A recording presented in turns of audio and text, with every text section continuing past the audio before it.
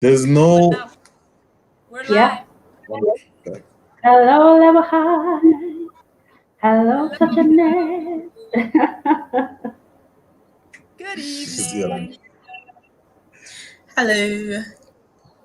guys. We've got the gift of smiles for you today. Did you see that beautiful smile on your right, on your far right? That side. Which I'm mine. The one without the red hat.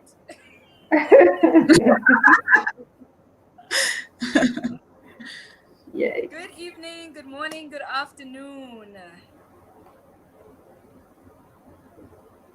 We'll just wait for a few people to join us. Oh yeah.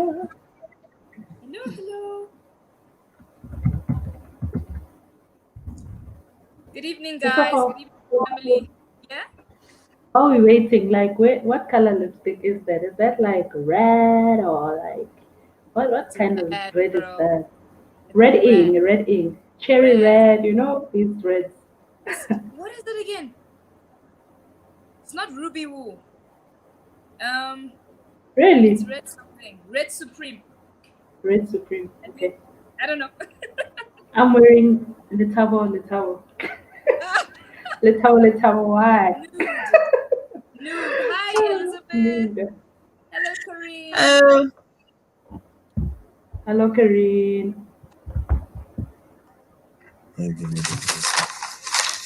Hello, Nati.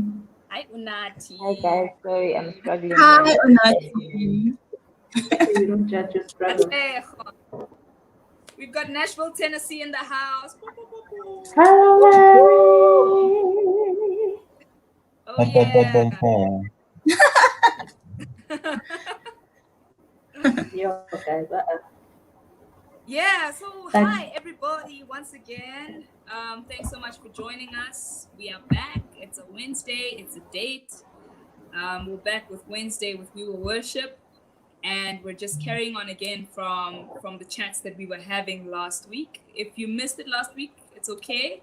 Happy for you to just jump in onto this conversation, share your heart, share your thoughts, whatever it is that's on your mind about what we're going to chat about. Would love to hear from you. In the meantime, while we're doing the intros and the introductions of our beautiful guests today, please let us know, where are you joining us from? You know this, you must represent your hood. Represent your hood. Yeah. Randburg.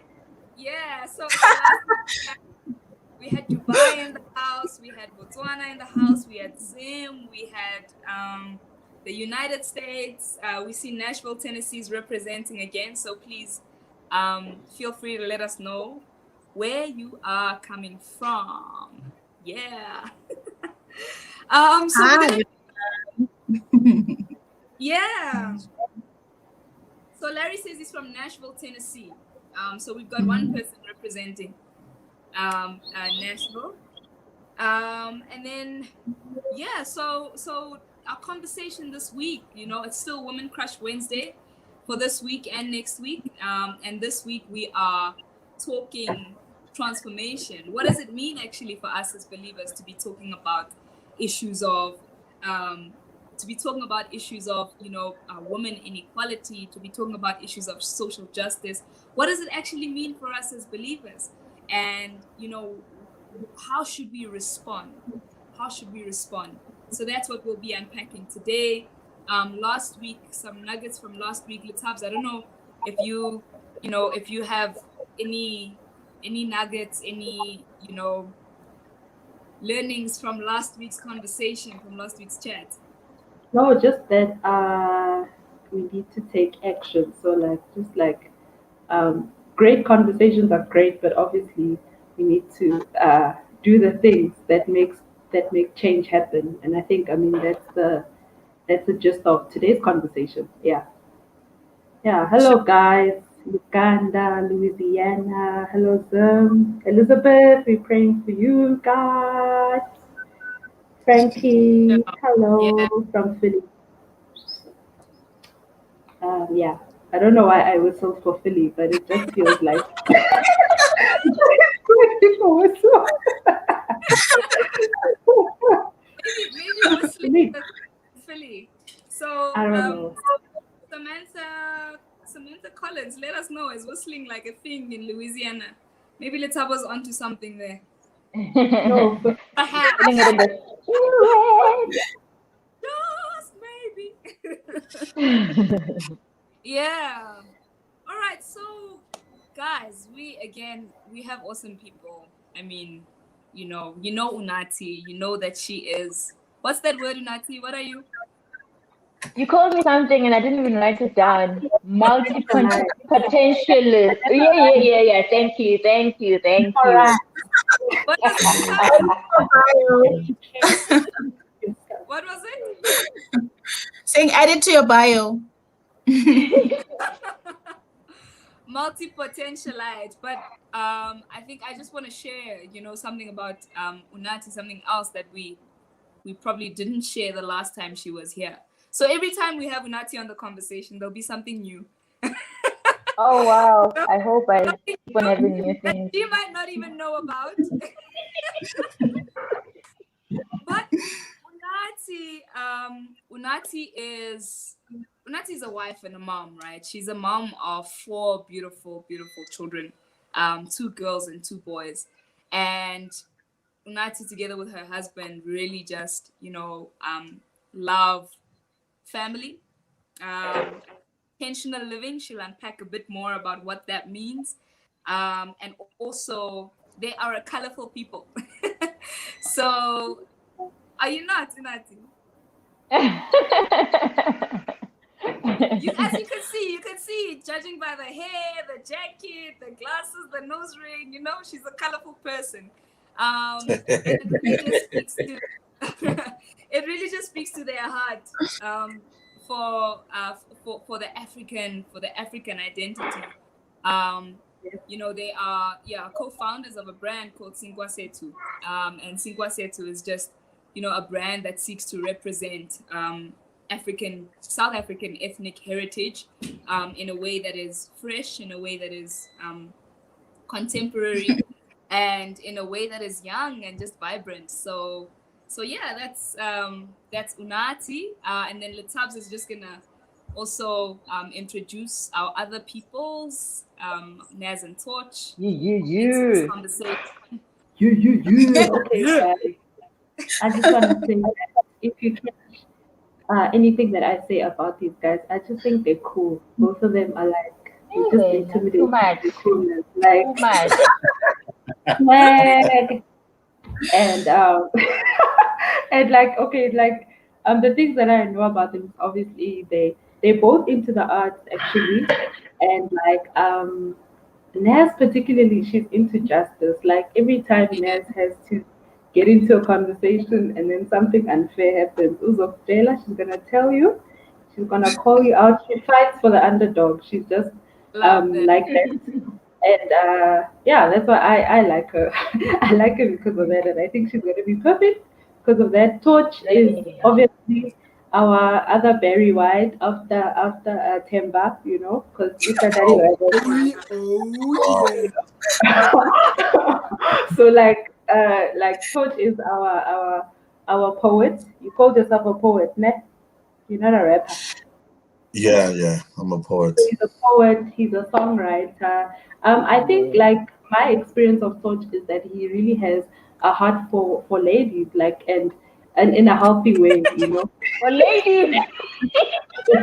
in a healthy way, and like just like I always like when I'm around him, Vanessa, please. like I'm with a brother, I'm with someone like who I can converse with. Like you walk into a Yeah, room and then he'll make you wanna laugh, guys. Like this guy, yeah. whatever he talks about, I wanna laugh. So I enjoy his company, and yeah, they're married. Are you guys married or you just sitting next to each other, breaking lockdown rules? Peace out. Entanglement. Tell us about yourselves. Are you guys married? What's happening? Then why are you guys in the same place? It's lockdown. Tell us. Yeah. Well, I've been married to Torch. Yeah, what's happening?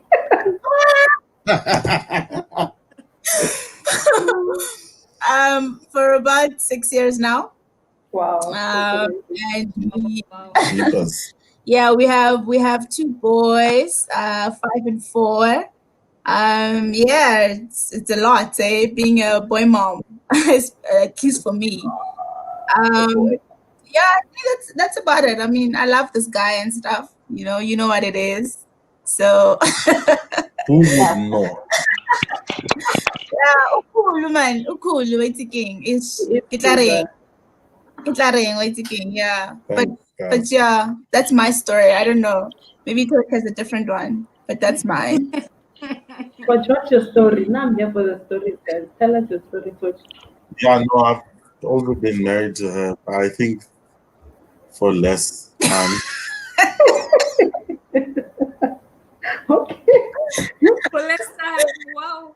I think 5 years. Hi, Zulu. Thank you, Zulu. Yeah, but I mean, everything she said. Everything Okay. she said. Yeah. Guys, happy wife, happy life. Just take that. Yeah. To the bottom. Yeah. Onati. Hey, girl. We always profiling you. I wanted to ask, do you have anything to say about yourself? Do you want to shine on your own shine? Do you have anything to say? But you muted it.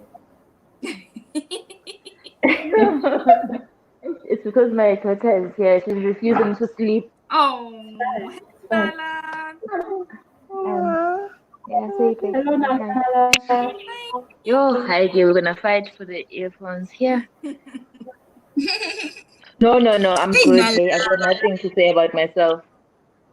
Okay, like as you can see from here, she's a great mother. She didn't chase her child away and shout. Only for TV. Only for TV. If we went on Oh, YouTube, yay. You went live. Well done, Nala. Well well done. done. Big fellow audience. Doing it like guys, you're doing it for TV. yeah. Listen, Yeah. are you gonna kick off our game or should I? Go for it. Go for it. Okay, so guys, we're I'll keep it we're close. gonna play a game. I hope you guys can join us. Like it's just a fact game. It's called Guy or Gal, because we're doing Woman Crush Wednesday. We just thought like we should play a game. Like so this game is the Bonambis against the Shumanis. So Unati and Inala. Inala's gonna help you win, don't worry.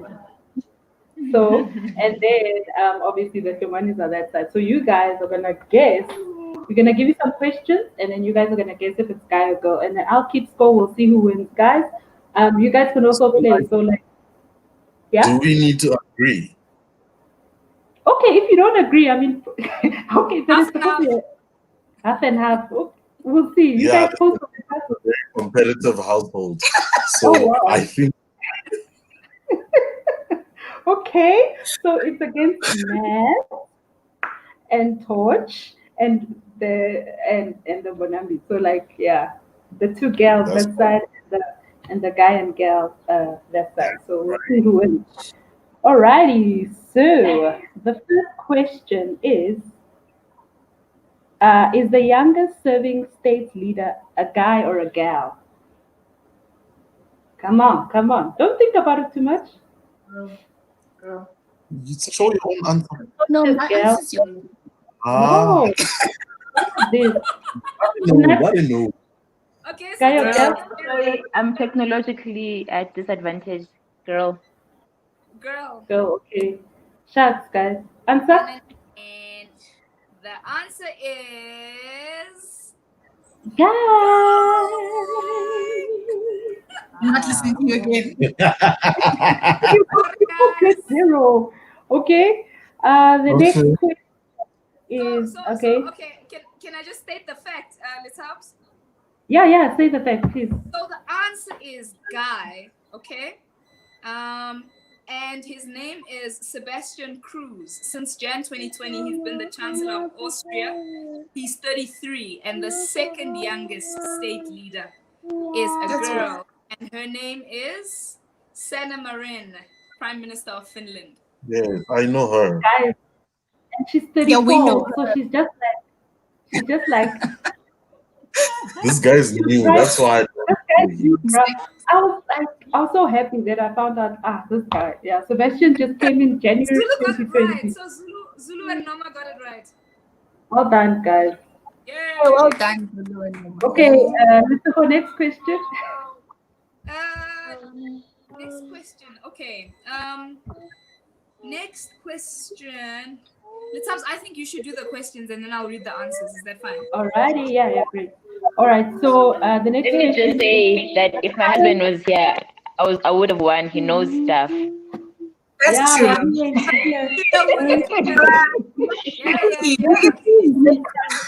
Wednesday, he ain't here.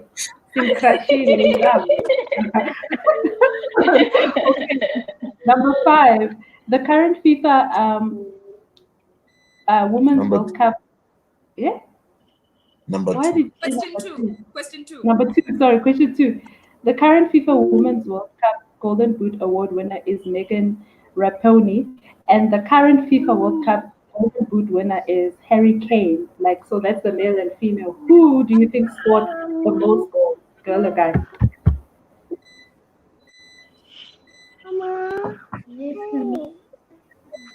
Guy, Torch, guy. Come on. I thought you were listening to me. I don't know much about soccer. Yeah, I also. I'll say guy. I don't know. Actually, okay, I'm changing my answer. This is not. Unati, you're the only one who hasn't voted. Hello, Yvonne. Wow. Yvonne is from the United States of Rosebank. Guile.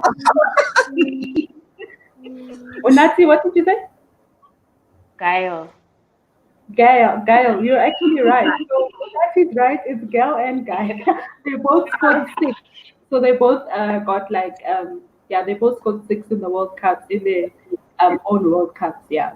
So that was a trick question, guys. Stay sharp. All right. And then inventor of computer programming and the very first computer software, was it a girl or a guy? First computer software. Yeah. I'm a bit on my girls. Yo. Yeah.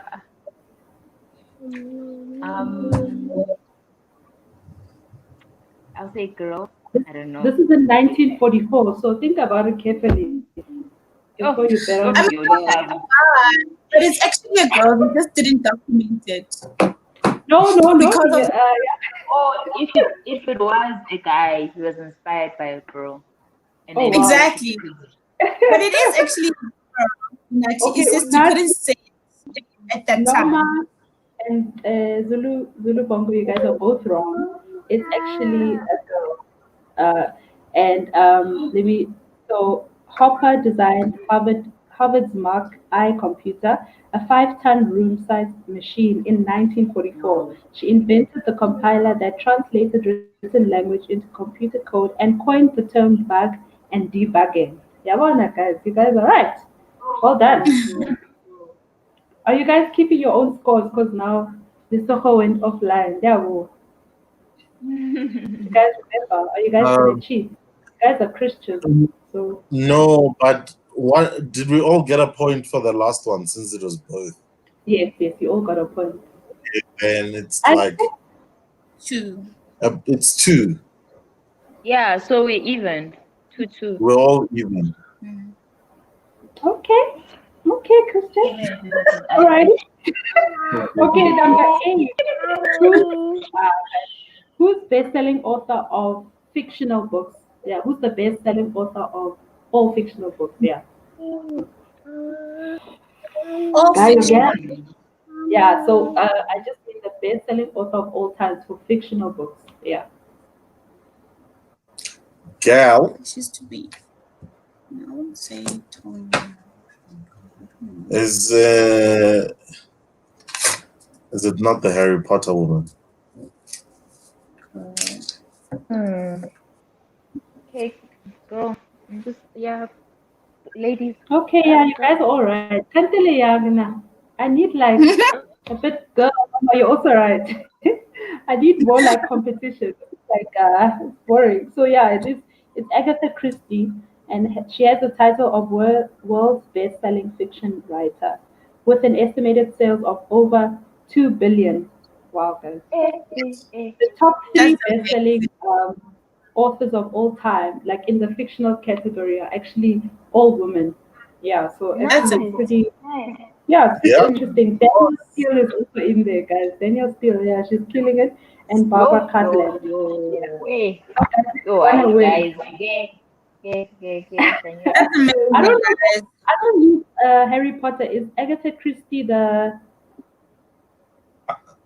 No.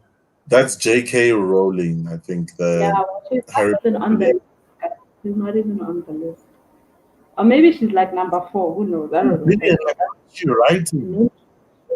But I think that makes sense because guys are not good at making up stuff. Oh, they No, most in fact, I disagree because I think that guys are very good at making up stuff. Making up stuff. Very, Guys, very good. I just think No, we like telling the truth. oh wow, I'm talking imagination. I'm not talking about lies. Like I think girls I are think better at it. imagination, when you're telling lies, first, you must imagine it here. Also, it's Exactly. imagination. And we can't imagine. So we are bad at lying. Guys are really better at lies. But okay, the next one. Who's the youngest ever Nobel Prize winner? Girls are Nobel good Prize stories. guy. Yeah. Guy. Sure. Okay, Unati. Um, girl, Go, no. Unati, you are in the lead. Thank you. Hey, I just wanted somebody to be in the lead. Yeah. You didn't copy me, so one person gets. okay, I'll trust you Okay. less. Malala Yousafzai. Yeah, Malala made history back in 2014 as she became the youngest ever Nobel Prize winner. The Pakistani schoolgirl campaigner managed to achieve this aged just 17 years, 2 months, and 23 days for her work promoting the rights for girls to have an education. Yes, so it's girls. Who run the world, but not really. God runs the world, but yeah, second, Girls second are right place there comes girls. in his right hand. His right hand. Oh, that's deep, okay. Yeah. Anyway, okay, last one, guys. For idols, who do you guys think took the most? So they've been now we're on the 16th season, so they've been 15 seasons. Who do you guys think has won the most seasons? Is it guys or is it girls? Wow, check it Unati going back in our files in her head. Yeah, I Guys was or trying girls? to think. And we don't watch TV. I don't own a TV. Um, I'll just say girl. I'll say guy. I'll say girl. So now what's happening here? Guys, can you come up with No, what I'll I'm say thinking? guys. I'm also saying So you guys. guys, either way, you will lose because you'll get half a point. You must just No, decide on one. we're on separate teams. Eh? Oh, guys, Naz We're on and Coach separate. have won. It is guys. Guys, people who follow idols, they know it's guys. Yeah. Actually, So now we are all even. you don't have Yeah. TV, guys, but you've got internet, guys. Stop it. Stop it, you baby wonder. Guys, stop it. Guys, you've got the internet. You can just Google. But anyway, yeah, okay. Okay, Yeah, woman so who that's follows hey, the and Lucifer is back. What did people say Lucifer. about Hey, idols? Escom, guys. I like that, Unati. So God said that we shouldn't worship idols. I'm with you on that Yeah, one. so why are Yeah. you watching them? So who won? Wow. We are even 1-1. Oh, So now tiebreaker. you guys are even. They're even. Like this game has been so like there was a time where like they broke, then I just gave them like one chance, and then after that they even again. Okay. So we'll just call it like, you guys, you are all winners in the name of Jesus. Victory is yours. No, He has no, overcome no. the world. You have overcome the world. Yes. Wow. Okay. Yeah. So we're done with the game, let's go. And now we're moving on. Oh yeah. Sorry guys, Escom let me down a little bit, but I'm back. I'm back with a bang. Um, yeah. Who's So Escom? I think Anyway. let's get right into it. You know, we've been having these conversations. We started talking about movements about a month or so ago, and now we're talking about women and issues of gender inequality and the kingdom and things like that. You know, so I think what's on my mind is just this question around. You know, we will worship is a worship movement. We write worship music, right? For you, why are we having these conversations? You know, in KaSizulu we say singena phi, like you know, like what business do we have talking about issues of social justice, talking about, you know, issues of women representation, and also just for, I guess, you know, people who may be wondering the same thing, to say, but aren't these guys supposed to be a worship movement? You know, why these conversations about issues like this? Where do the two meet? So I'll put it out there, and yeah, for any takers, and then we'll take it from there. Any takers? Any bigger? I'll start with Unati because Unati is actually co-founder of the movement of We Will Worship. So Yeah. she's probably Uh, the She best wasn't I, about person to say. to kick off She I'm the not. didn't say. conversation. I'm not. I'm not. Not a co-founder. I am the one who's helping the founder. But anyway, Founder, co-founder, helper.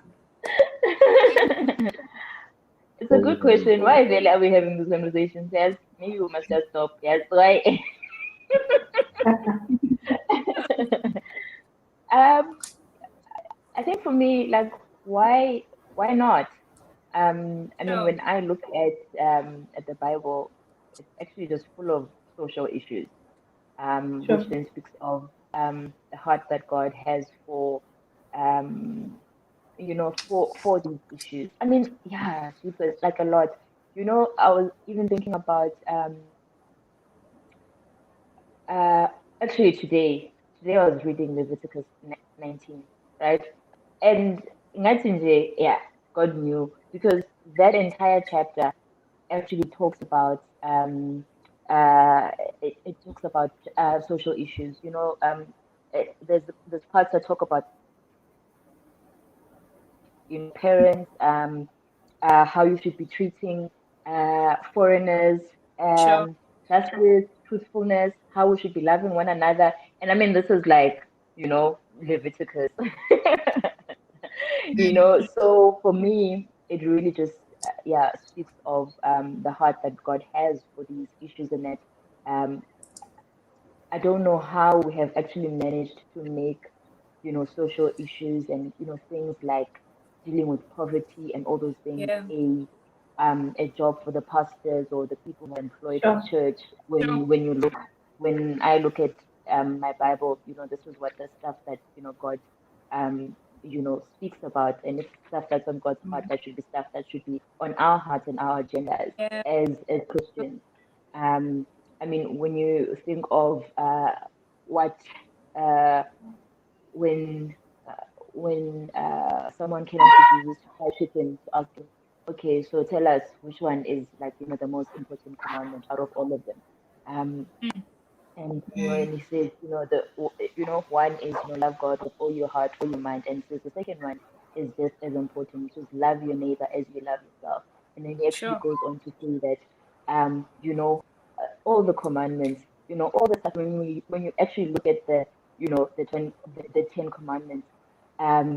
They basically, these two basically sum up that. And I mean, when you look at the Ten Commandments, it speaks a lot of how you should be treating, how you should be behaving socially. Sure. So yeah, for me, this is what's on God's heart. This is actually what is on and so it should definitely be on our hearts and our minds. Yeah. Why not? Why not? I love that. I mean, I think I would worry if we were not having these conversations, because I think we need to be consistent and present in how we represent Christ in our communities, right? Because we want to raise our voices when it's other things, right? Like we want to be like, no, we want to raise our voices when it comes to like homosexuality. We want to raise our voices when it comes to other topics, and then the church starts, becoming people that just want to point out things about people. So I think it's important to also be present in representing God fully, representing Christ fully, and be consistent, so that if people think of the church, they think of, if you're going to wholeheartedly disagree, then be that. If you're going to wholeheartedly be a people that fight for other people, be that. But I think not knowing your place as the church, that's a problem, because it also misrepresents who Christ is a lot. Sure. And we're all trying to figure out all parts of Christ, and that's okay, but let us be consistent and let us represent him well. And he's this guy. He's this guy, and beyond conversations, he's this guy that would actually be on the ground doing the dirty work in communities, fighting for justice and doing the dirty work, not just, So I think for me, that's it. Like, if we're going to be like we're Christian, then we need to do the right thing. We can't not represent him and not be present and not get our hands dirty. Yeah. Yeah. Amen. I mean, I agree. Yeah, man. I just think it would be weird. Like, it would be weird not to have the conversations. Because for me, it's like God has an opinion about everything. Sure. And we need to know God's opinion on stuff. So if you want to talk racism, God has an opinion on racism. And we say God is just. So if God is just, which means he opposes everything that is unjust. So we can't ignore the injustices of the world, because then that's like Antichrist. Because if God is just, then it means he wants justice. So ignoring injustice is just like Antichrist. Oh, The gospel, hey? Yeah, I think for me that's what's standing out. Is just that the reality of what the gospel of Jesus Christ is calling us to. That it's not just about lifting up our hands, in prayer. It's not just about fasting. It's not an inward looking faith, but rather like an outward faith. For me, it's not something that I've always known, right? Growing up, it's not something that's been at the forefront of my mind, just around what God thinks about these issues. It's a learning that has come with time, more so in the past few months and years, So yeah, like for you guys growing up, what was that like? Particularly in terms of issues of social justice, but very specifically around women. How did you grow up? and how did the way that you were raised impact your perspectives about the value of women, you know, about the roles that women should play? Like, yeah, can you just share a bit more about that?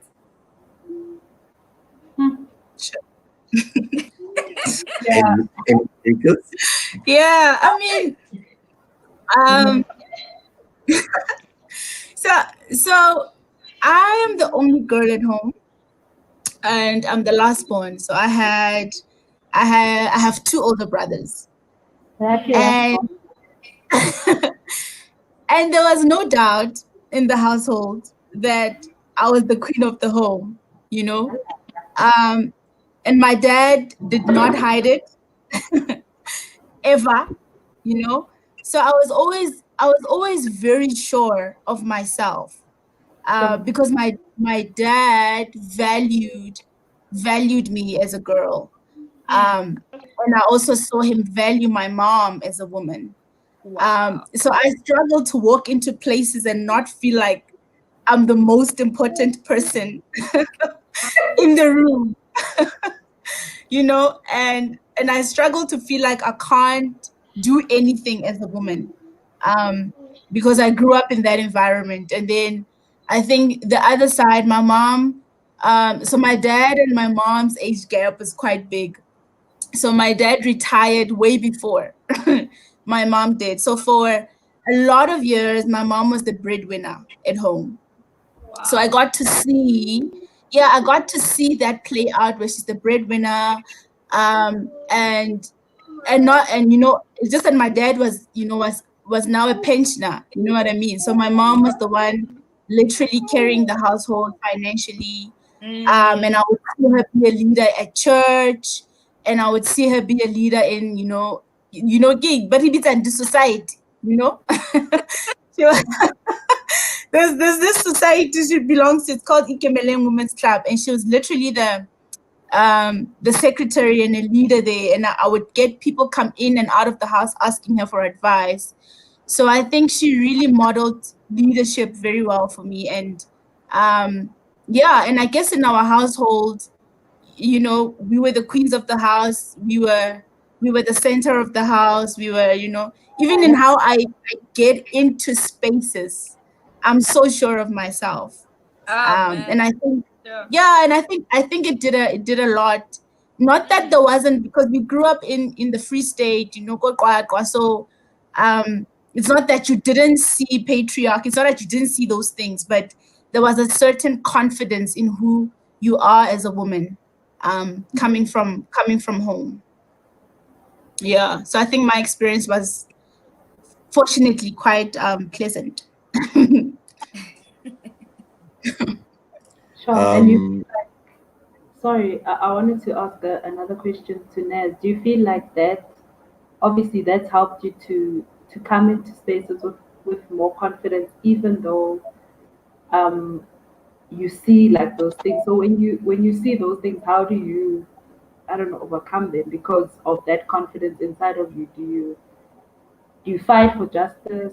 I don't know if my question's even like clear, yeah, but I just want to I know, think like, I'm hearing you, Litab. So almost like yeah, that's everybody's story. And that's not everyone's experience, you know, coming from a yeah, home that treated them as queens. So you're more like an exception to unicorn. to like the, you know, the general populace, the experience. So like when you get into spaces like that, what's your response? Hmm. I hope I understood you. Yeah, Yeah, I think like, I won't lie, I think sometimes it depends on the kind of spaces I'm in, which shouldn't be the case, right? But I think, you know, outside of Christianity, and I think I'm happy Christians are now starting to have this conversation, because I think we shy away from, you know, the feminism movement, which is I don't agree with. So I think I'm starting to awaken and be conscious of what it means to be an active participant in fighting for equality for women now. I think so generally when I used to walk into spaces, like you would see something is off, but it's like, you know, you've internalized patriarchy so much that it's like, okay, cool, that doesn't look a bit right, but you know, you don't really have a voice for it. But I think as the more I gain knowledge on the topic, the more I understand how to practically fight for equality for women. It's a bit better for me now to have a voice. So I won't say I'm at a place where I'm like a complete activist, but I really think in my circles, I definitely, I definitely do take initiative to correct people. I mean, the guys in my circles who know, even my husband will know, I'm forever like, no, man, guys don't do this. No, don't do that. No, don't do that, you know? I'm literally like the girl always like, no, that's not okay. It's not all right. Don't treat women like that. No, don't, you know, literally like people just want to close their ears now when I speak. And I think, I'm starting to learn that it's important to really have a voice, and not shy away from those conversations. Sure. So I mean, to in summary answer your question, I think I try as best as I can. I don't think I'm perfect at it because I'm still trying to understand how to do it too. But it's gonna happen. It must happen. I think, we need to dismantle all these systems that sort of take equality away from women. And we need to start somewhere. Yeah.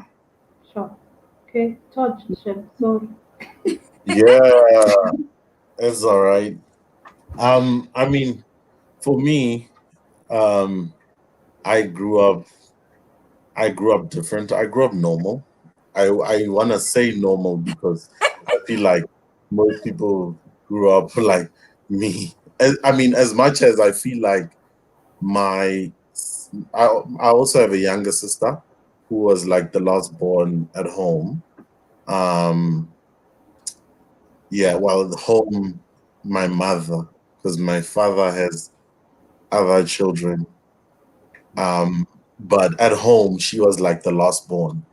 And I mean, life was good for her because she was the last born. You know, she got a lot of attention, a lot of, you know, a lot of things.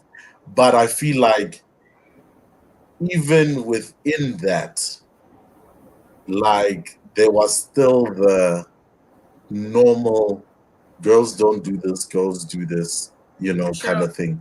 Like for example, one of the things I remember like from childhood is how my mom would always say to my sister, girls need to be clean. Girls bath twice a day. Like as a girl, you can't sleep dirty, you know? And as much as she's talking to my sister and not talking to me, what she's saying to my sister says to me that I can sleep dirty. I don't need to, you know. And I think a lot of things break with those things that are not necessarily said.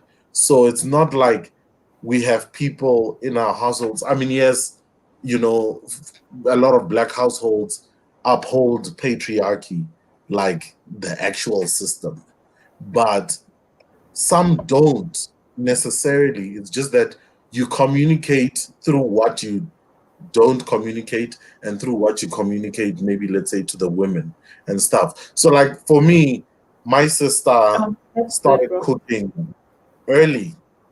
Like I think she was like maybe grade 8 when she would like now be cooking for everyone.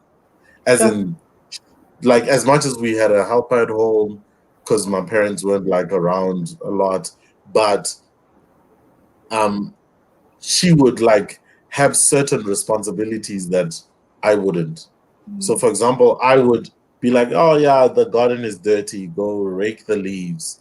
But you know, you rake the leaves every once in a while, but you cook every day and you do the dishes every day.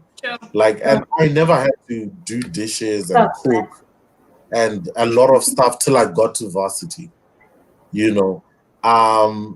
So for me, I guess like I grew up the normal way.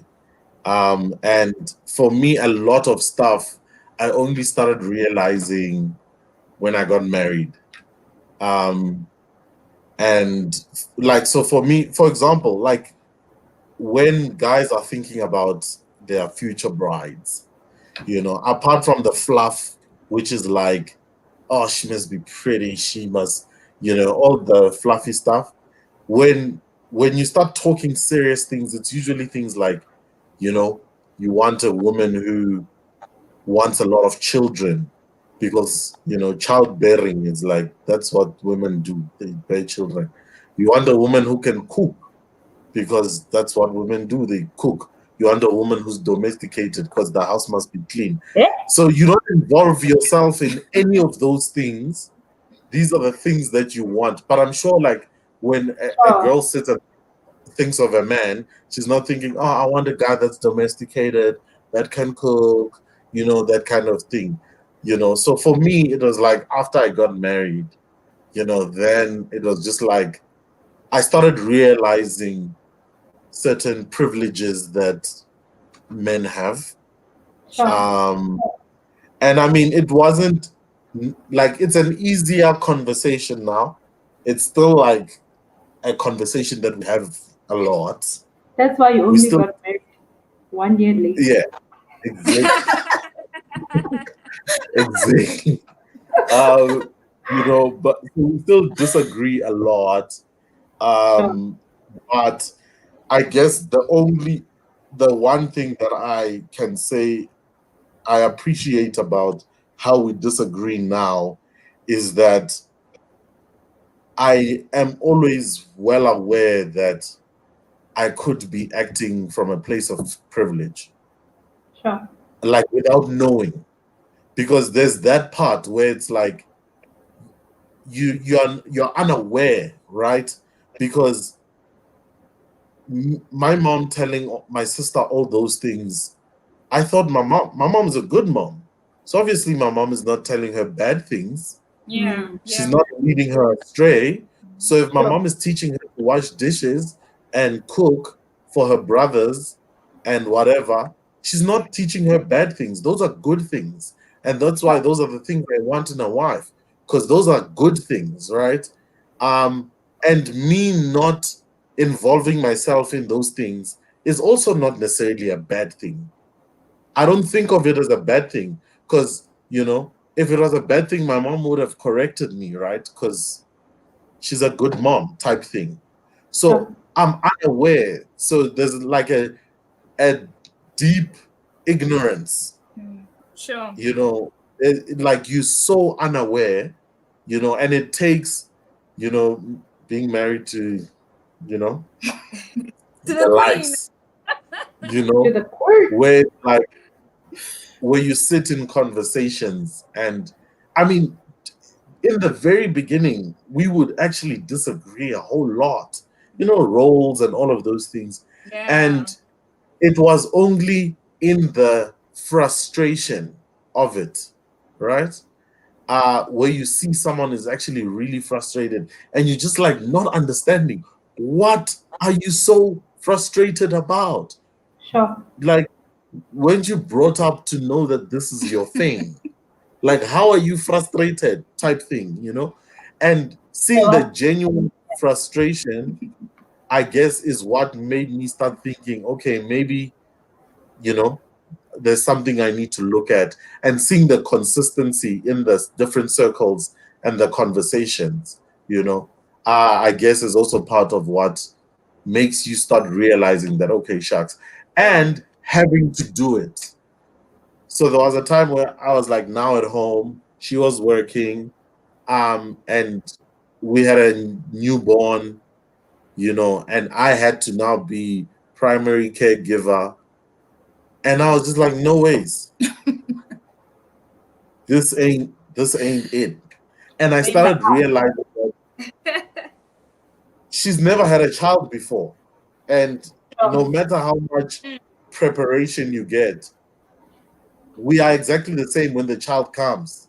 We both have never been, you know, and there's no saying, listen, you were prepared for this. It's unlike cooking and cleaning.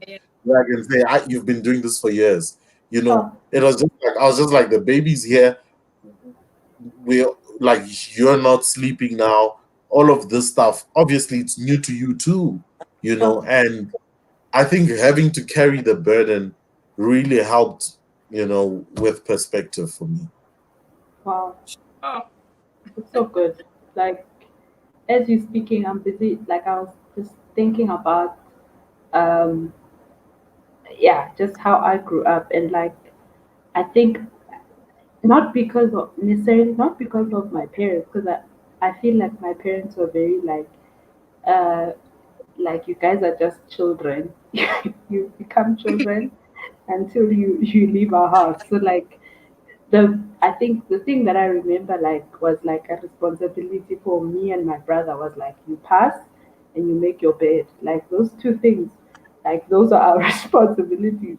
And aside from that, like you did nothing. But I think the just in general, the feeling that I got was just that like boys get to choose what they want to be. So a boy can choose if they want to become a cook because they'll upgrade them to chef, you know.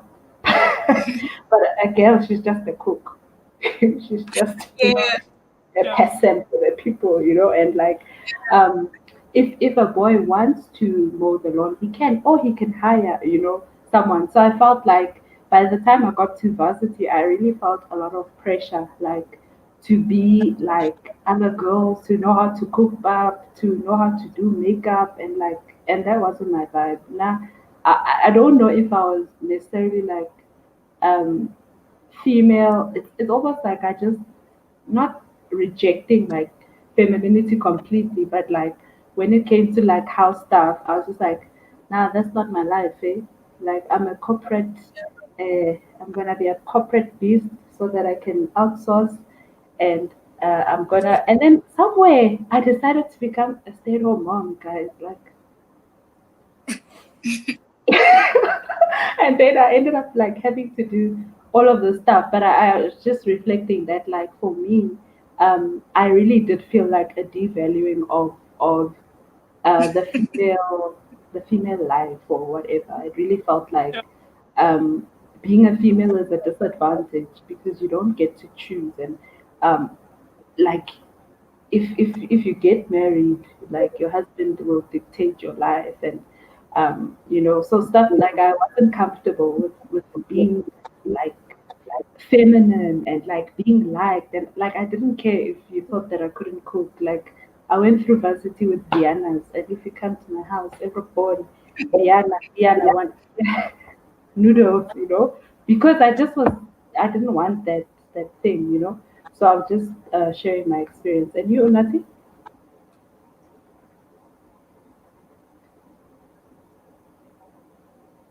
Nala looks so pretty. My boss here. Hi, yeah, yeah, yeah, Hello, Nala.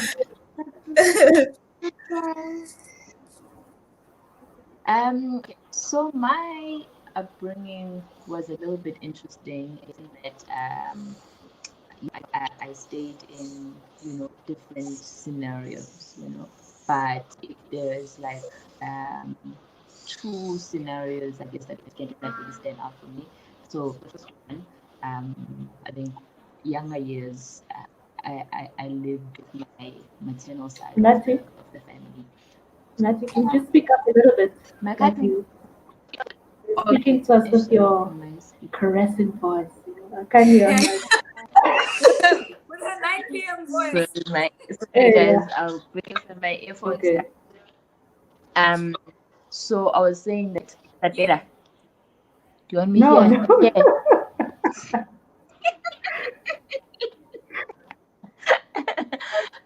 So my maternal side of the family, like I grew up viewing like women as strong. So for me, women were the ones that hold everything together. So for example, I never met my grandfather. So my grandmother was also initially we lived in like the rural kind of setting. And you know how it is homesteads, the sons build around his, home. So, she was kind of, the connecting dots to, all these three households around her, and she was, kind of the one that connecting, everyone. And so, and I mean, she was a strong, fierce woman. I think really got the family, together. And then when it comes to my mother, my parents weren't married or are not married to each other. And so I think first few years of my life, basically my mother raised me as a single mother. Where's my agent? And so from that, I mean, she was, I guess, she did everything. She was our everything. So I mean, for me growing up, I actually never, there's a point where I actually wondered, so whether does and is everything, why do people need guys? Like, why do people get married? Sure. Because for me, in that equation, I was just like, okay, she's there, she's everything, she's providing. I don't see why a person would then need to have a guy in the equation. because that's because I never experienced that. For me, that was my life growing up. I'd never, so I just didn't understand. I thought okay, I've got a normal life. Why would I mess up this good thing? What's the big idea? And then high school years, I moved to Joburg to stay with my father's family. And then that's it was actually again my grandmother who lived with his sons, and all his sons were unmarried. So that in that household, basically it was mostly people just fending for themselves. Everyone, because it was no one, there was no wife in the equation. There were no expectations of a woman must do this. If someone was hungry, go and make food. If it was dead, someone would clean, type of thing. So for me, I guess even in marriage, I also came with that.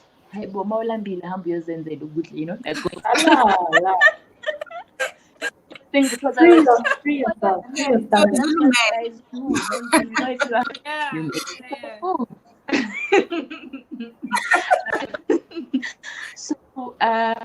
So yeah, I guess that was my experience and how it kind of framed my my perceptions, and the way that I think growing up.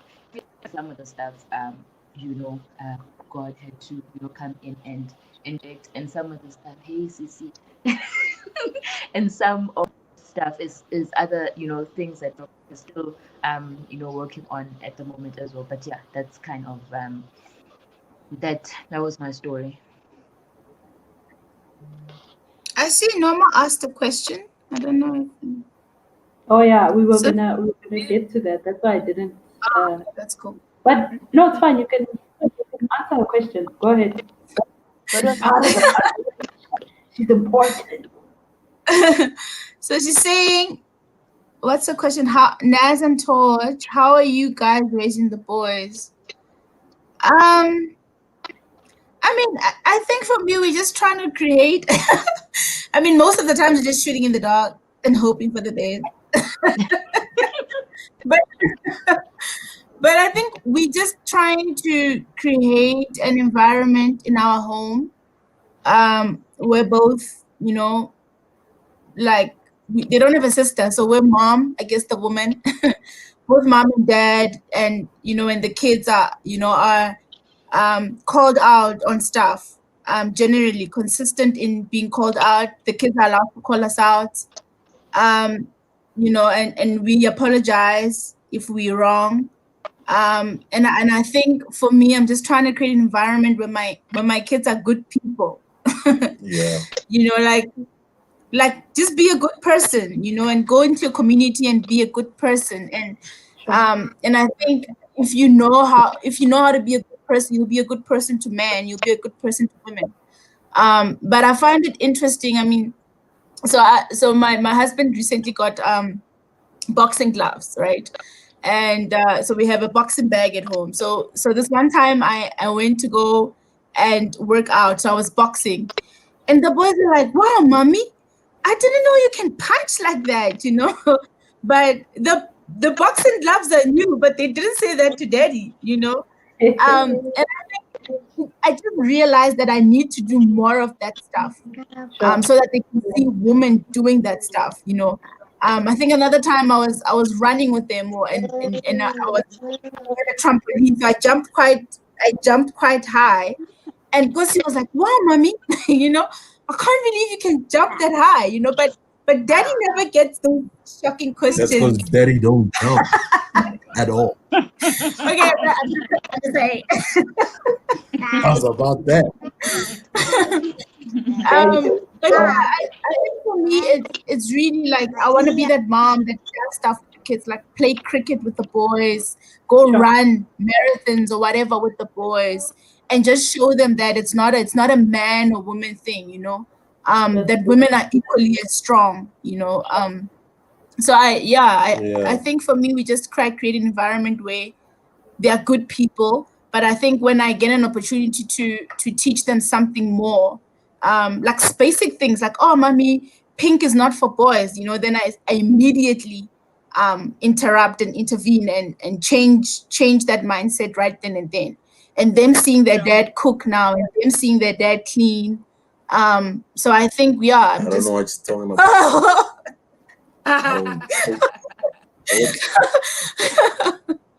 I literally haven't made my own lunch in a while, guys. So yeah, so I mean, that's right. But yeah, man, I think it is. It's like the older they get, I guess the more you realize that you need to be intentional. Yeah. Because either way, whether you're being intentional or not, they are learning. Yeah. So whether you're actively teaching or not, they are learning. There's gonna be a product at the end, and you wanna try and influence that product as much as you can. So like I guess for me, you know, I guess like she's saying, we try create a certain space, you know, where they can ask certain questions or feel free to ask certain questions and whatever. But we try, especially with the like gender stuff, you know, to try and be more intentional about those kind of teachings. So, you know, unfortunately with children, they they listen to what you do, right? More than what you say. So for them to feel like boys also cook, they need to see boys also cooking. You know, you can't just say it and hope they will run with it and then do it. That with so much regret. Can I just actually be honest with you? You know, I was saying to her that so when lockdown started and our auntie left, she went home. So then it was just like, okay, it's me and you now. We need to figure out a plan, right, to, you know, make this work. And that's when I guess I started making lunch for everyone, because breakfast is easy, just like cornflakes or whatever. But lunch now, it's just like, okay. Then I guess from there, it started being every day. Whereas in the past, it was just like, no, we're not done.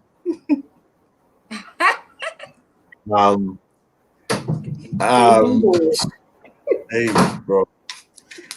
So like in the past, it was like, I'll cook when I feel like it. Like, hey, do you want me to cook today? Okay. But if I don't feel it, then I wouldn't, right? But now it's like a thing of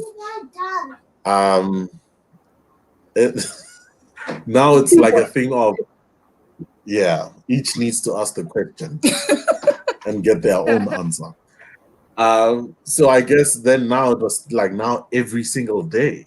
you know. And I remember I was saying to her the other day, I was like, it's not nice.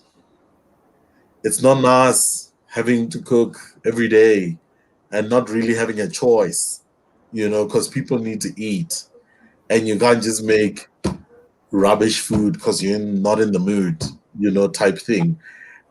Which also just made me value the fact that she cooks for us every day. Sure. Because I was just like, man, this is not nice. I miss just sitting, getting breakfast, sitting, getting lunch, sitting, getting supper. You know, now having to spend that hour and a half making lunch is just like, you know, it's an eye opener. And it's like you need to go through these things, you know. I guess even with the kids, they need to see things happening. So, like, I'm realizing more and more that the teaching is actually the doing, you know. Sure. So whatever it is that you want to teach, because I think for me, I remember saying this to a friend of mine, that the one thing that I am afraid of, the one thing that is like kind of like my deepest fear with my kids is thinking that I could be the reason why my child hears someone saying something derogatory about a woman and deciding they're gonna keep quiet. As in, my teachings could influence how they behave. Like, so just to think that he could keep quiet and think that's none of my business, for example, that for me is just like, you know. So it's like, yes, we want to teach them to be good, but proactively, so, you know, so that, you know, my kids are the ones that call out people and call out injustice, you know. But it's like they need to see it. And right now, like, it's like even in the home. So if I feel like my wife is reprimanding one of them and she's, let's say, not being nice or she's being rude, then I say, no, but like, babe, you being rude. Like, I think you should apologize, you know, because I shouldn't sit by and let it happen. Because it's what I was saying earlier, it's what you don't say. They know when you're being rude. They really do know. And if I let it happen and I don't involve myself, I teach them that they can do that. Just not involve myself if someone is being rude to someone else, or someone is saying something mean to someone else, or whatever, or infringing on someone else's rights, you know, that they can just sit back and be like, hey, that's none of my business, you know.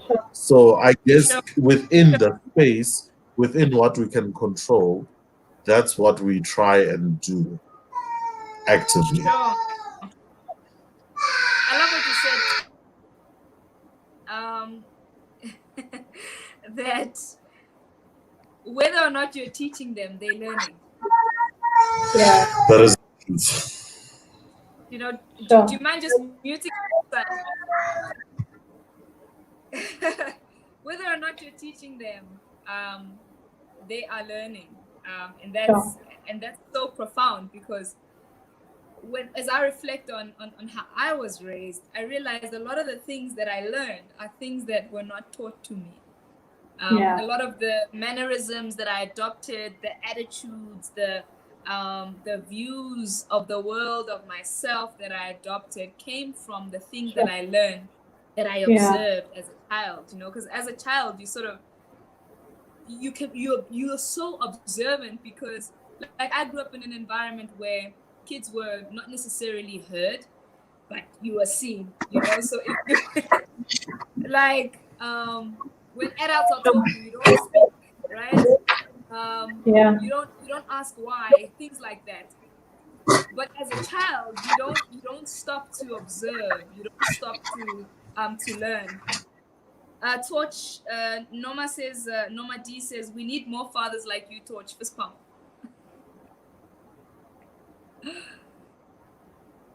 Yeah. Well done.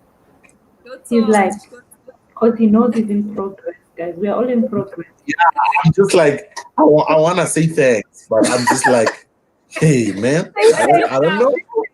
Say thank you because you're in progress. Say thank you. Sure. Good. Yeah. Not perfection, eh?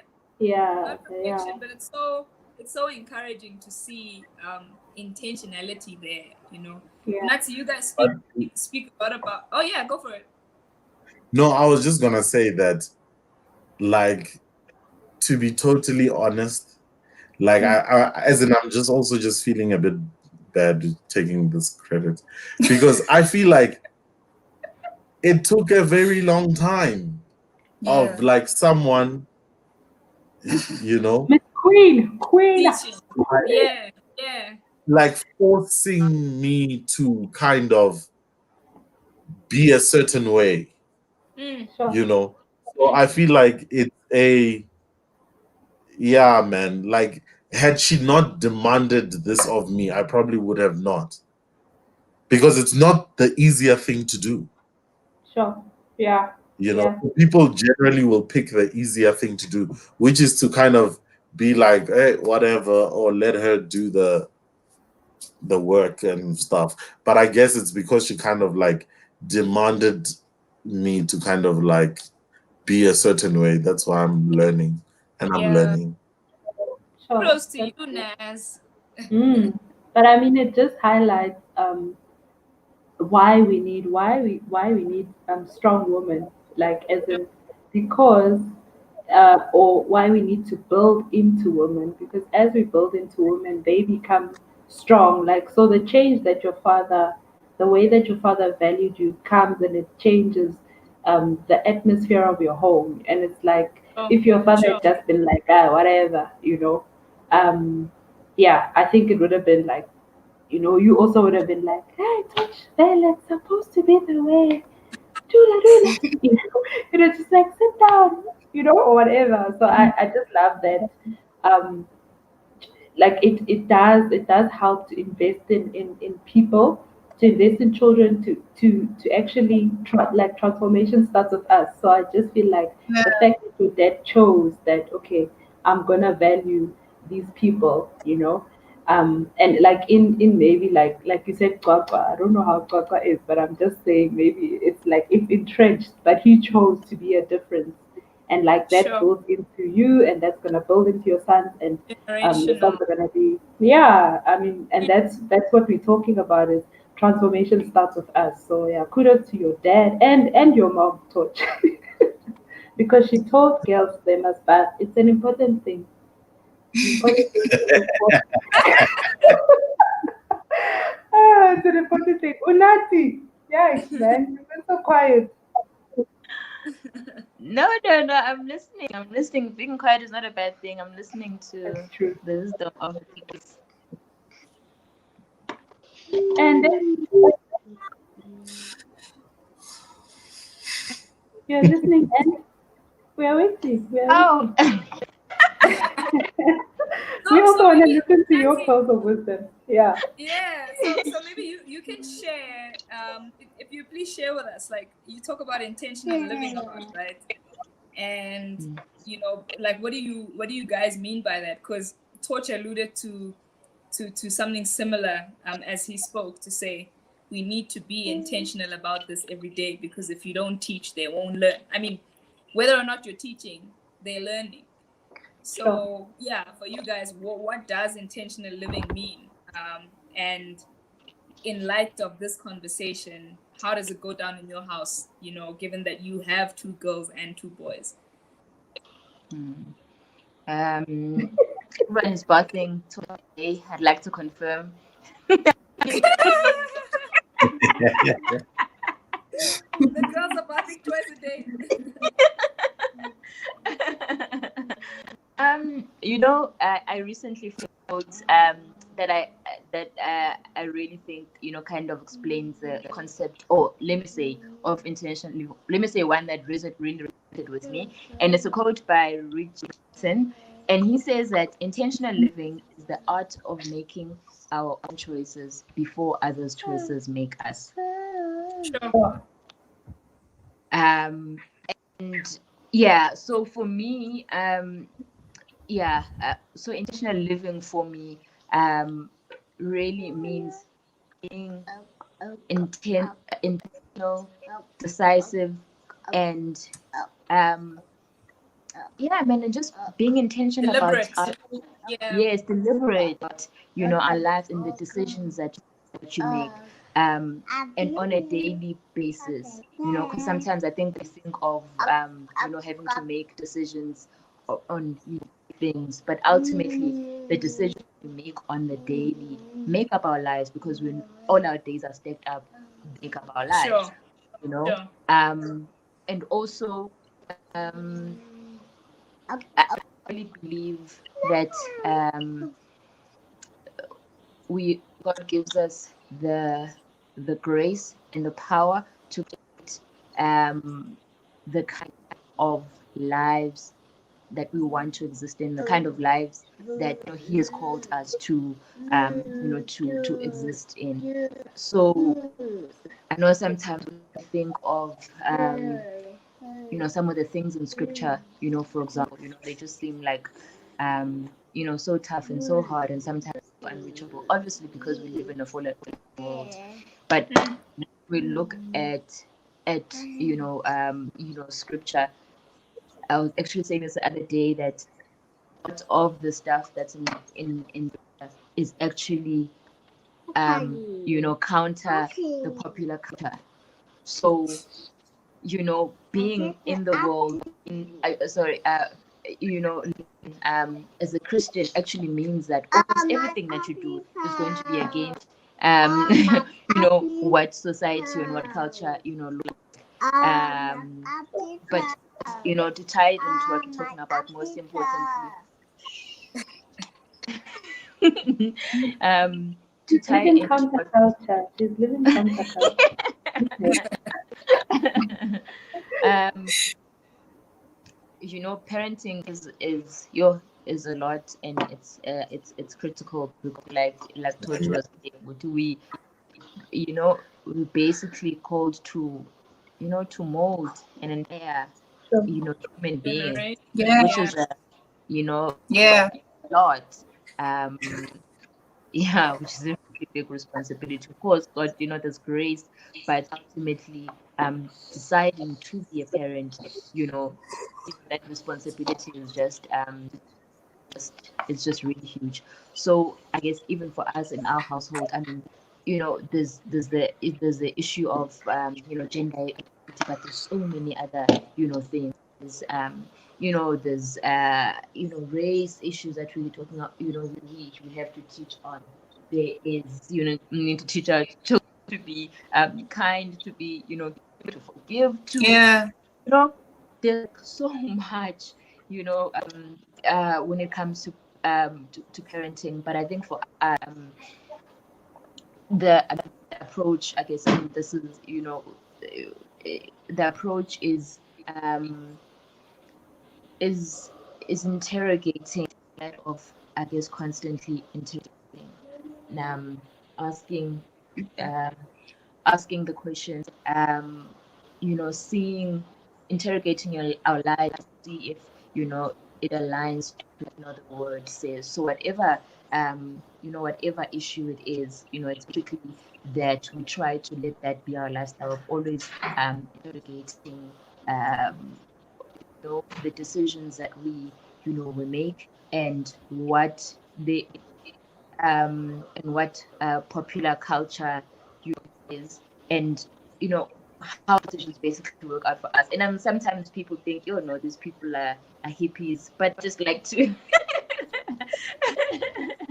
um so things like, I mean, you mentioned, and we homeschool, things like working, well, being at home with with the children and things like that. I mean, it's like educating, got jeepers, where do you study? She's got like qualifications, and then she decided that she's actually going to she wanted to stay at home with that's countercultural. That's so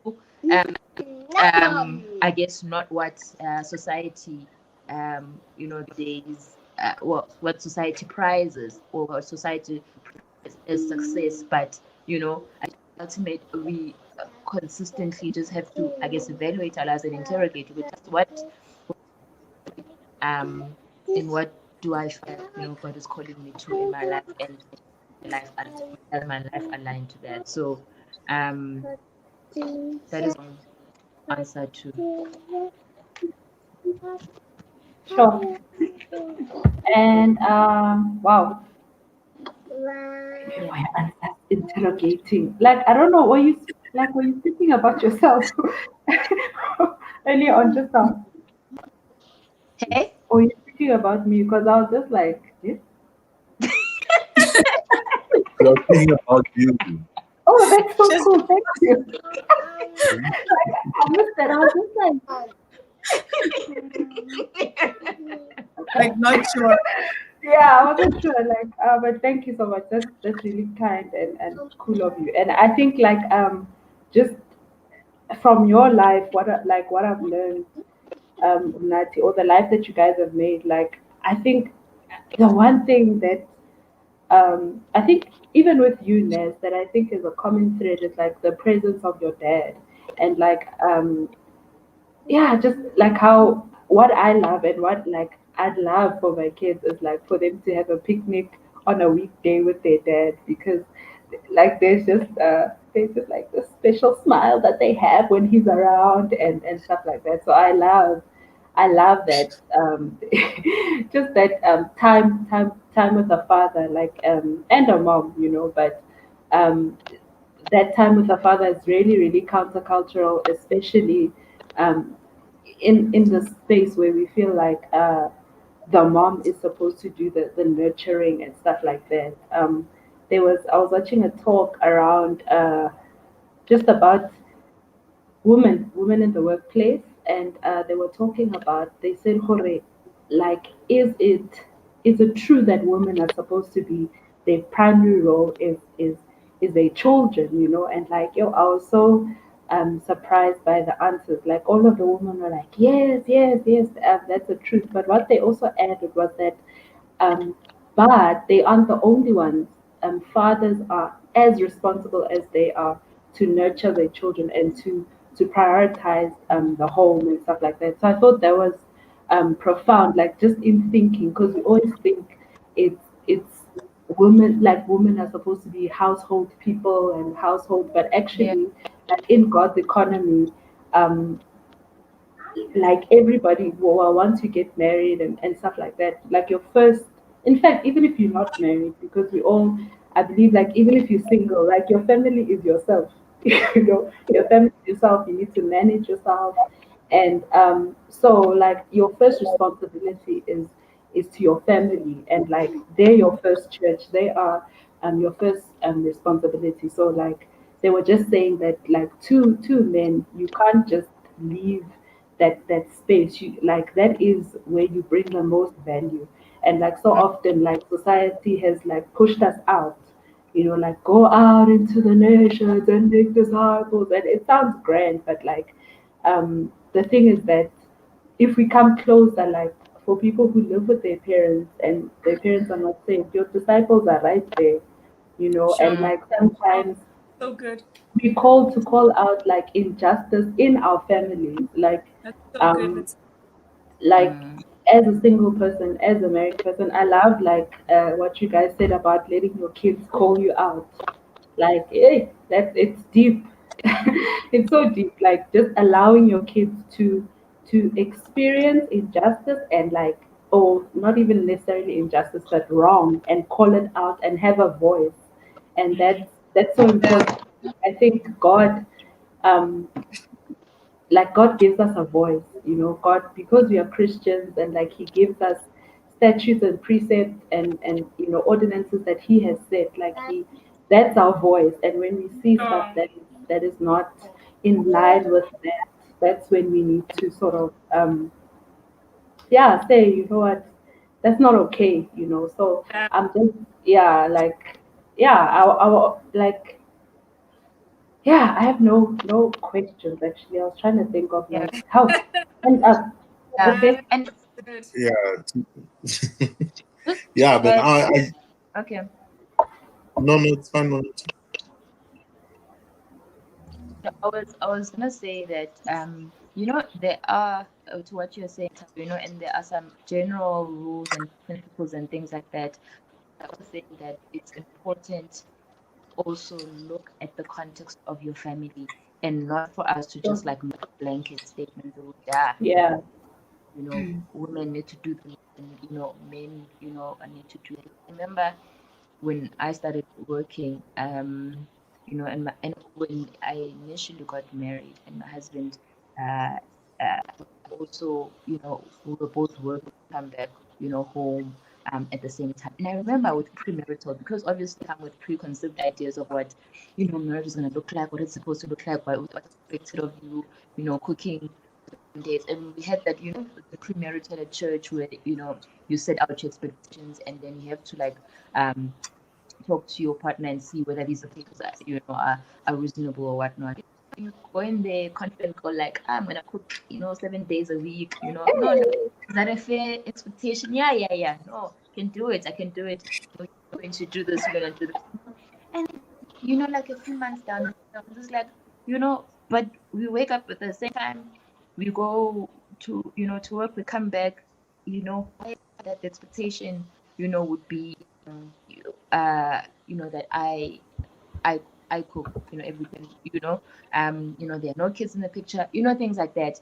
And for a while, then we started sharing, responsibilities. And then there was a time when I was home with the children and I wasn't working. So it made sense for me to, because I spent a lot of time at home with the children,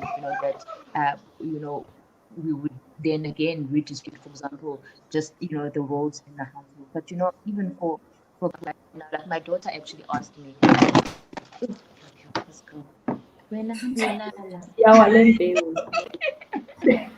Yeah, The other day, my daughter also, I mean, just similar to Torch, we had the conversation about in cooking. Typically I'm the one that cooks, but I was just like, it's so important for me that not just the boys, but the kids to see the cooking.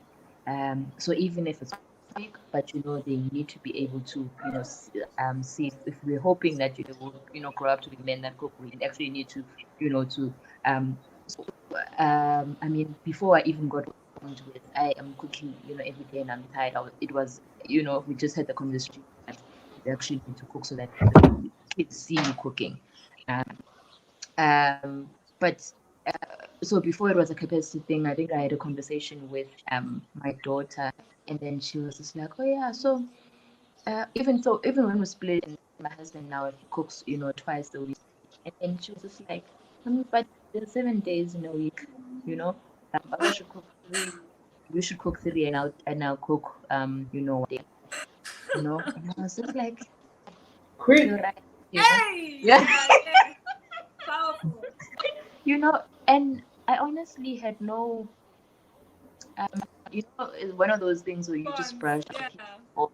But I was just like, actually, I have no reason. Like there's no, I've no comeback to say, oh no, it's because look at this. Because honestly, and she sees, we're both working. Then Yeah. So it's like that, things. Yeah, I guess, yeah. Sure. So I just want to read 2 comments by Zanele. The one says, I also think that society tries to tell us when and how we should celebrate fathers. For instance, I think complimenting a father who is doing well shouldn't have a response of vele, he is a father. No need for a compliment. We need to celebrate when mummies are doing well and daddies too. I think that makes sense. You are making sense. Yeah, but I've been wanting to say that. Yeah, sense is good. I think it usually just comes from a place of when mom does that, she doesn't get celebrated. It's just expected. But then when a dad internationally, we are celebrating. You're good dad. Nappies. I think what she's alluding to Yeah. is that we should take like note of things that are not societal norms, even though they are being, even if it's a corrective process, right? Because it's your child, you should be changing a nappy. And I feel like that vele should be how the dad feels himself. Because it's like, vele, it's my child, I should be, right? Yeah. But we should not make it seem like it's a bad thing to encourage good behavior because we are on a corrective process. So we are Sure. trying to That's get so to a good. place where it's normalized, but it's not normal right now. And Mm. fact of the matter is, for a dad to be absolutely present and intentional, you know, if let's say he was brought up the normal way, it's probably him reaching deep Team. within. It's a Sure. lot of work, and it's more Yeah. work, right? And because it's not normal, it requires more work. And I feel like it's okay for that to be celebrated, you know. Yeah. No. And for me, Good.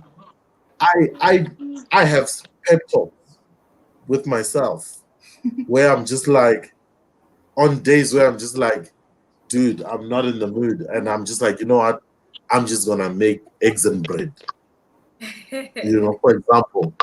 And I'm just like, then I'll have to talk to myself to be like, no, but imagine if she had that same thought when Yeah. she's making you food. That's not fair, you know? And I don't want that conversation to be out loud with her. Sure. For example, I have those pep talks myself. But when she does say, ah, thank you, you know, babe, you've been cooking every day, whatever, I won't go on and say, ah, no, of course, it's my job. I take it because I need it for those pep talks, Yeah. right? Yeah. So Come on. sometimes that's what I draw from to keep me going, to say, you know That's what, so she does sure. recognize and she actually appreciates it. Love So, I mean, I it. Yeah. kind of get what you're saying. Love it. Yeah. I she even puts up her hands. Yes. Amen. Lord. This is where I'm coming. Also, I had another question. And I wanted to say, like, I feel like women also dig as deeply. I think that that is the misconception about Sure. roles. Women dig deep. I'm like, I promise you, I feel like I'm your twin, Torch. It's just that I'm a female twin and I have to do it, like in society. But like, I have to dig deep. Like, I throw tantrums before I clean. I like lie down and like I have headaches and I have to get out of the headache and just do what I have to do because I do it out of love, you know. And I do it also because I'm like, actually, I have to woman up and do this thing. And like, where I don't have a skill, I have to learn the skill. So I just feel like, on my side, I also feel like women should be celebrated as well, even for the little, because it's not. It's like we Yeah. also deep for those, for that inspiration Sure. and stuff like that. Yeah, Sure. yeah. And I mean, I think it also takes, sorry, Lisaho, Nah, like, it's okay. Go for it. that's, you know, that's all I was saying, that, like, for me, it took actually doing the stuff for me to realize that there's no way this is easy for her to do every day. Sure. And there was a point where I felt like, okay, can I stop now? Because auntie's back, things are back to normal. Can I stop now? But I was just like, if I stop, what am I saying? That I Sure. recognize that this is tough, but she should do it and I shouldn't. Sure. You know? That's So I Sure. feel like it takes that digging deep also for him to realize that, shucks, she must also be digging deep, you Yeah. know. Yeah. um but yeah, man, like, I mean, I guess, like, for me, I try, you know, celebrate her as much as I can, especially, like, I mean, with like the cooking every day. I'm also lucky because she cooks really nice food, so it like, does. It does. and I love food, so I can't not say. So, like, I'm just, at the end of like most meals, I'm just like, that was amazing. You know, and what, you know, Yeah. and but you know, the kids don't think so. kids kids will be like, this don't taste nice. You know. But like Shem, I really do try because I feel like if I'm not, because sometimes I know that the one thing that will keep her there cooking for us is the fact that she knows that I really enjoy it. You know. So it does take celebration from for both sides, for everyone. So good. So good, eh? Yeah, very insightful. Okay. So, in the interest of time, I'm just going to ask this last question to Naz. And it's from Zanele Mshengu. And she says, what's your take on the idea and thoughts around the following statement? Men are supposed to protect women. What effect will it have within a home where a father or a man is abused by the wife? Does that affect how children would look at and experience that statement? So just that Sure. notion around, yeah, men are Glad supposed to the question protect is women. directed to you. What? Sure. I mean, Zanel, I'll be honest, I don't know. Okay. I know. I don't know, but you know, like, yeah, literally, like, I'm trying to think. It's actually quite a good question, you know. But I think maybe I don't have an accurate answer because I'm still also on a journey of trying to understand what, you know, men protecting means, and men, you know, all the things like men protecting and providing or whatever, because we throw that around a lot. But I think I still have to have a deeper understanding of what that means, you know. But I definitely think any abusive environment would definitely affect kids negatively. And you know, like it would affect anyone. It affects adults negatively. Any abusive environment. And I definitely think it would affect how kids see the world, let alone just, you know, how they experience the statement itself. Um, so yeah, I mean, I don't have a right answer, Zanella. Sorry. Maybe anybody else who has some input. So it simply knows. No, and Ken, I think I was just saying that because I guess because it's like the onus is on me, right? I'm the one who's supposed to protect. But to be totally honest, I mean, when you talk about protect, then you also need to like figure out what are we talking about? Protect from what? You know, like what's the protection from? Because for me, it's like I pray every night before I sleep, right? Because I realized that wait, my mom used to pray every day. My mom is a prayer warrior, so I'm not like my mom. My mom would pray for like 3 hours straight. Oh, like yo, but anyway. So I mean, Shout out to I Bobby. pray every night because I realize that for me, I feel like we forget sometimes that like the fight we fight is not flesh and blood. It's not necessarily the things we see, right? And that other fight can only be fought with prayer and stuff, you know. In terms of if someone breaks into the house and they got a gun, like there's very little protecting I can do against a bullet, you know, and things like that. But obviously, there are certain things that I can, you know, there are certain things I can try and do to kind of lessen the chances of those kind of things happening and whatnot. But also protecting for me is like, you know, like how let's say with the Pride of Lions, the lioness, they go hunting, and then the man just chills, you know, but his job is protecting the pride, right? And a lot of the time, it's like he's a lion. Who is he protecting the pride from? Like the other animals are seen of lions. So who is he protecting? He's protecting the pride from the other lions. And I feel like generally, even in society, men have to protect women from other men. That generally. So even it's like in the street, like today, I remember I was driving to the shops and I saw this man talking to this woman, but I could just see in the demeanor, because now we even know these things. I could see in the demeanor that here there's someone being spoken to without their permission. Yeah, spoken Yeah, at. yes. You know, and then I was just like, so I stopped and I asked this girl, hey, are you okay? You know, is that guy bothering you? You know? And for me, that's the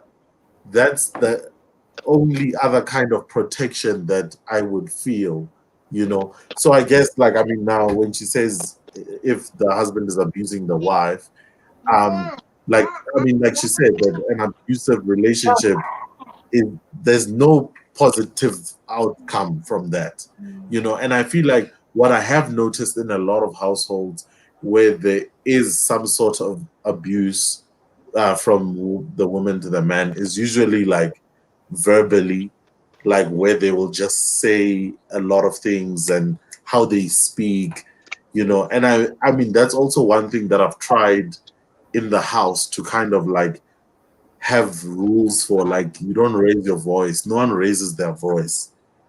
No adult raises a voice at a child. No child raises a voice, because raising a voice is just not a thing that anyone should be doing, you know. Because I feel like obviously the minute we start allowing those kind of things to happen, then we're back there where it's like we're teaching the kids by not really teaching them. So if she speaks to me in a certain way, you know, I feel free, kids there or not, to say you're being rude. So she must apologize, you know. And if she feels like I'm also being the same, she also calls me out. So it becomes like a human thing and not a man and woman, one is allowed to speak to the other this way thing, if that makes sense. But that's a great question. It's a complex question. Yeah, it is a rather complex question, and I also don't know the answer. Ne? One of the things, thoughts that came up, right, is this whole mystery of how the relationship of the wife and husband is likened to that of Christ in the church.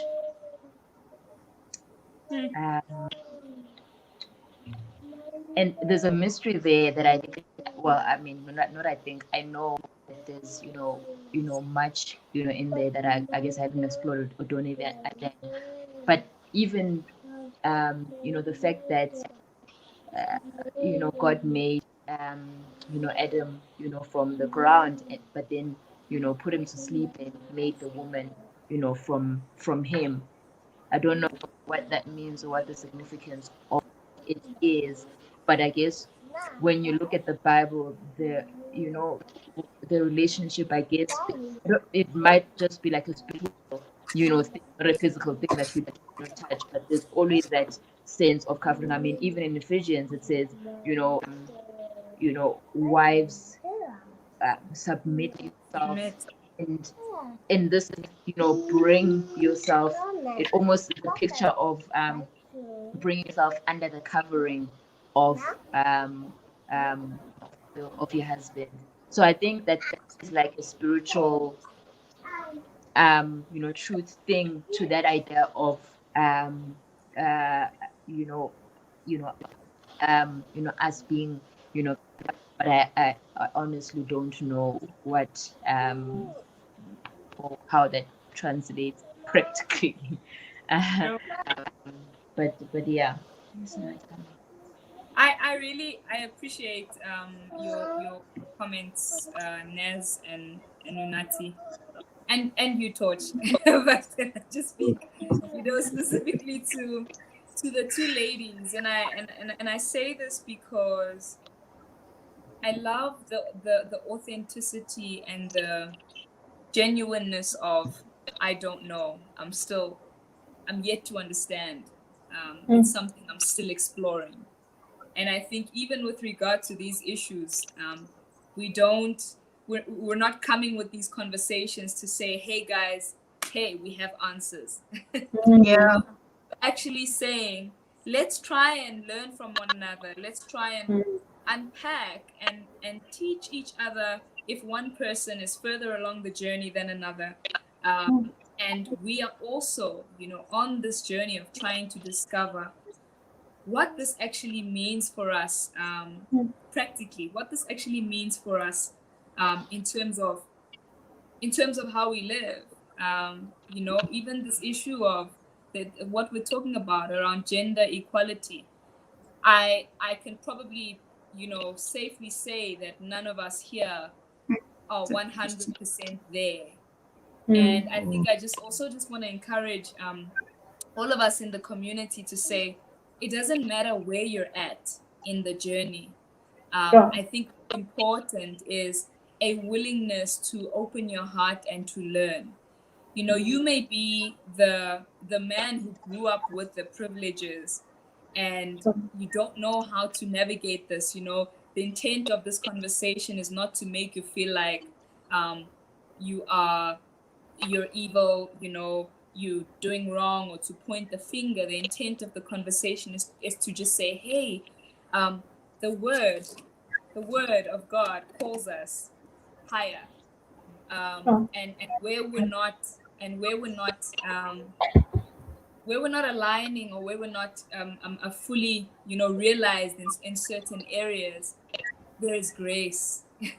It's the grace of God that enables us to even have these conversations. It's the grace of God that enables us to even live intentionally, like Naz and Torch were saying. So ladies, I just want to commend you for that, and thank you so much, for living your convictions and living your truths, in such a way that we can learn from, we can glean from. You actually just living your life. I love the fact that it wasn't sort of theoretical answers, but everything that you've asked, you've really spoken just from your personal experience. And I think that's very very encouraging. So before we go, we just want to play, well, not play, but like do a quick outro. Unati looks like she's burning. She wants to say something. No. Okay. I don't want to lose whatever game we're playing. I don't want to lose. We're not competing. So before we go, it's called one word. Calm down. Calm down. It's called one word wisdom. Yeah. So we're gonna ask you. We're gonna say something, a sentence, say a line, and you just say the first word that comes to mind. Yeah. Don't explain. So it has to be one word. Can it be like one word? Can you complete the phrase? At most, a phrase. At most. Yo, you No guys paragraphs, like difficult things, eh? no dissertations, guys. Please. Okay. All right. Let's have. Do you wanna do it since you are? Yeah, sure. Okay. I'm ready. I was just gonna say, Silivali. Silivali. Silivali. Yeah. I wanted to say, thank you for your question. Like, yeah, we're running out of time. That's the only reason why we don't want to answer it. But it's such a good question. Yeah, it is a good question. Yeah. I don't know what we're gonna do with the tension. I can answer it quickly. Okay. So I'm gonna time you, Torch, 30 seconds. Okay. Yeah. 30. Torch can't even speak quickly, eh? I stop it. What are you saying? Okay. Well, I would say that I feel like one is a feeder, so one feeds into the other. So when you are a man that protects women, then you'll be a husband that protects the wife. That's so good. Yeah. Well, okay then. Yeah.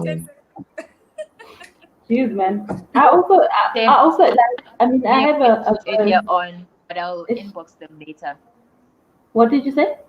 Someone asked a question earlier at the beginning about the TV, but Oh yes, yeah. I also saw the TV one. Yeah. Yeah. Similarly, I thought about the fact that men and women are supposed to submit under each other out of reverence for Christ, according to Christianity. What's the question? Like that. The question is, sorry, is there a difference between men protecting women versus husbands protecting their wives? And like I think that, yeah, I just think that like we all have a social responsibility to protect. Like there's this prayer that we say, like it goes, help us to take care of the widow, the orphan, and the foreigner in their time of need. And I think like it's not, when it comes to men and women, I think it's like if a man is being abused or something and a woman has the power to protect, they should. And vice versa, And then I think with a husband and a wife, it's more of like it's your spiritual duty, like, but I think it's also both ways. But I think like submission is a different issue from protection. But I think we all owe each other some kind of protection. That's what I think. Yeah. Okay. Game. We'll start with Naz. Because now, there's Unati. Okay, cool. One word wisdom. I want my brothers to know this about that sisters are Nez. So let me start again. I want my brothers to know that sisters are pillars. What? Pillars. Like Did you say pillars. Yeah, the structure can't stand without them. Like, okay. Unati, sisters are badass. yes. badass. Okay. The views reflected by Unati are not the views of the Limited Movement. Coach, I want sisters are Indisposable. wow, that's awesome. Good. Equality is Unati. Godly. wow. Equality is Coach. Just. Sure. Equality is Ness. A human right. Awesome. Wow. Awesome. Good. Yeah. Equality is normal. I wanted to say that. I want my sisters to know that brothers are Unati. Now we've switched the word. Brothers are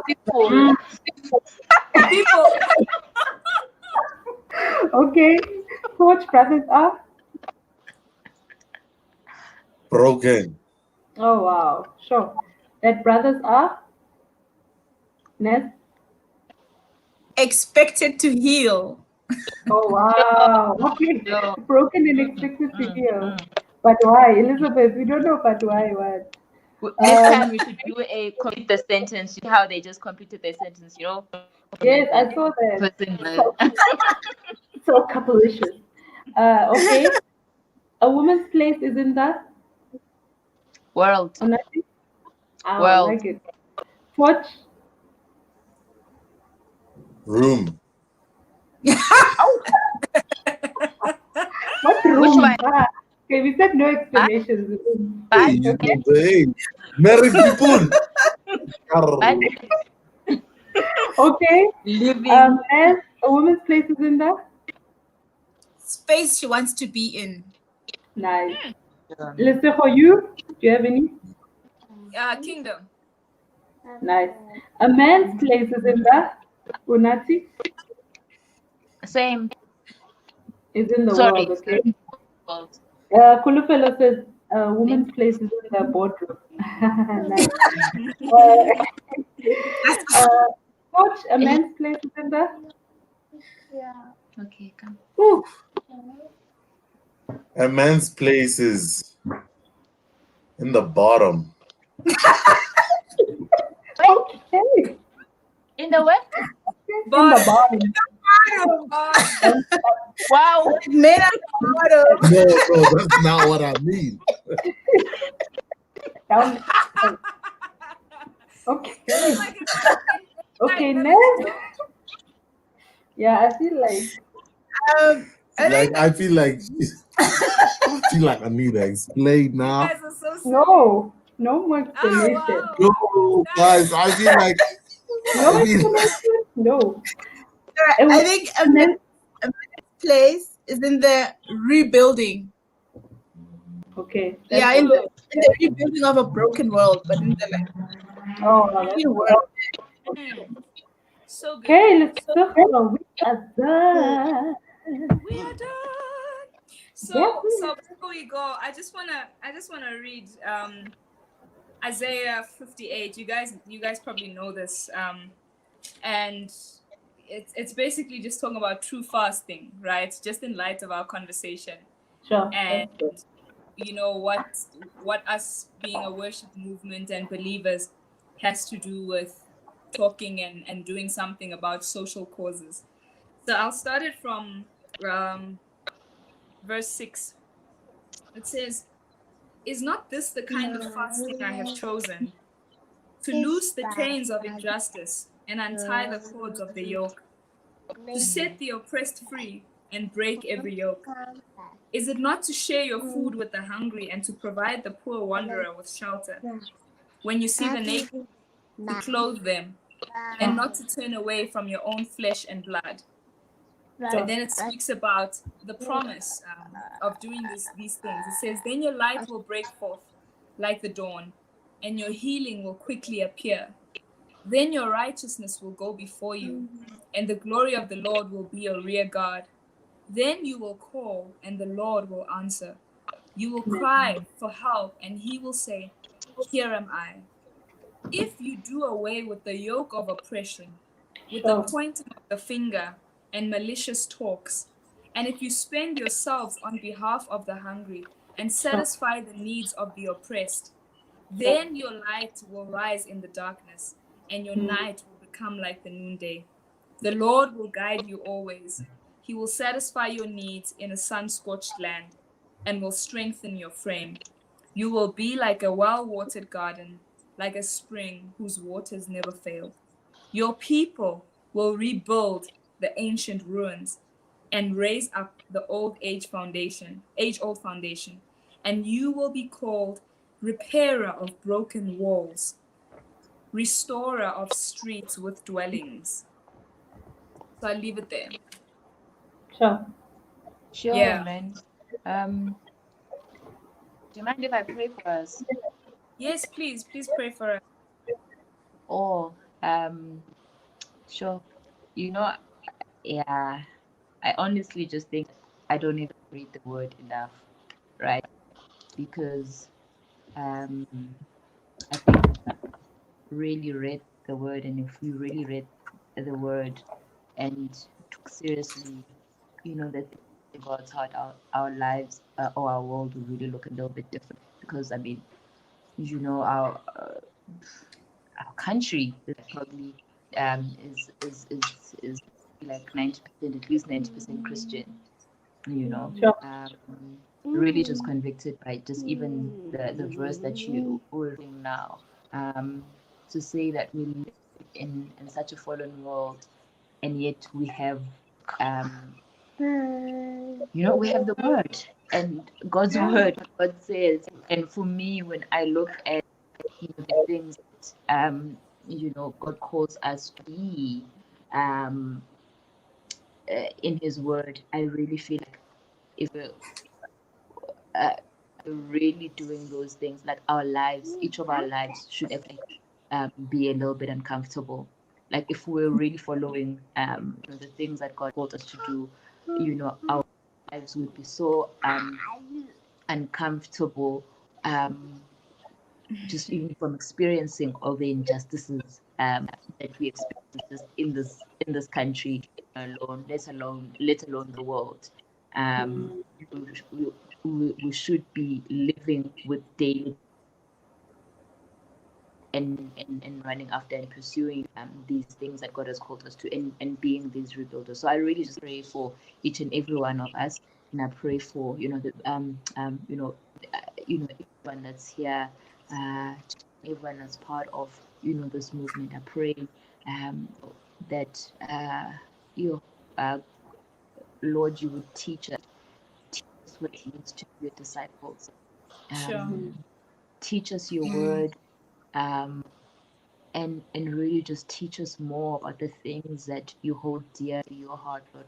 And Yes, I pray Lord. that when we read your word, that we might take the things that you say in your word seriously, Lord God. And I know that in things that you call us to do, in the things that you call us to be, there's always God. It's not things that you expect to run with, Lord God, but to really just partner with you in seeing your kingdom come in our lives, in our communities, as it is in heaven, God.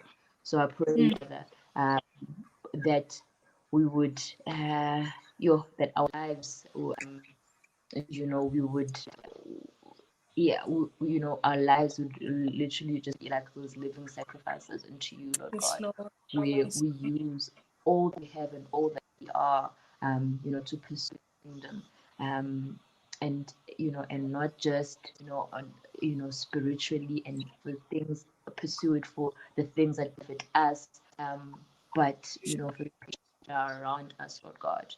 I pray that this gospel would not be just one that makes us feel good, Lord God, but maybe a gospel that is good for the people around us, for the people in our communities, Lord God. I pray that you would give us the courage to run, to really just after the things of your kingdom, Lord God. Yes, Lord. Sure. Even the things that you're placing on our hearts, even the things that whisper in our ears, Father God. I pray that even that we will not let your voice be drowned out by other things, Lord God. Yes, That your Lord. voice to us and our convictions would not be an inconvenience, Lord God, and would allow your voice to be drowned out by the cares of the world, Lord God, or the pursuit of other things, Father.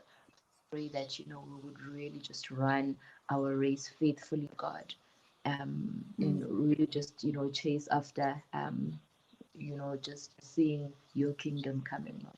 Really just Sure. pray that you would raise us up as a bold army, Lord God. Yes, That Lord. will pursue your kingdom, Lord God, and would be the doers of your word, just the hearers, Yes, just the believers, Lord God, but the people who do your word, Lord God. Amen. Amen. Amen. Shall we call it a night, guys? No.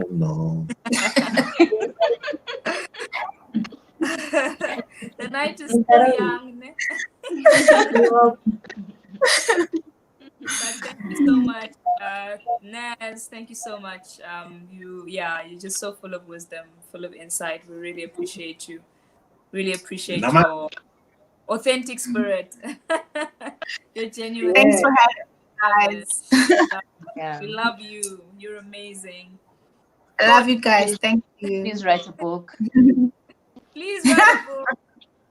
Oh, Naz, Nessa, please write a amazing book. writer.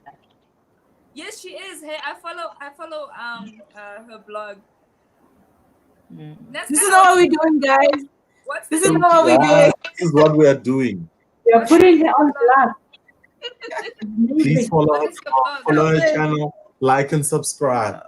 Like and subscribe. Share. Also make your own face mask, guys. So make you look clean, guys. Listen. Torch Bro, thank you so much and happy belated birthday for yesterday. That's right. Is this for 33? Are you 33? Yeah. Now this is for we will worship. Unati, again, thank you so much for sharing. And Inala, for your presence. Nala. Very sleepy, so Drowsy. You're fighting it. Hey, Nala.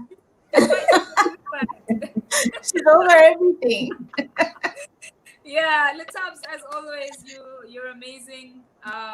Thank you so much for co-hosting so well. Guys, we'll see you next week. Same time, same place. Good night. Thank you, ladies. Goodbye. Mr. You're awesome too. Goodbye, bye, bye, bye. Do you guys remember that song? Yes.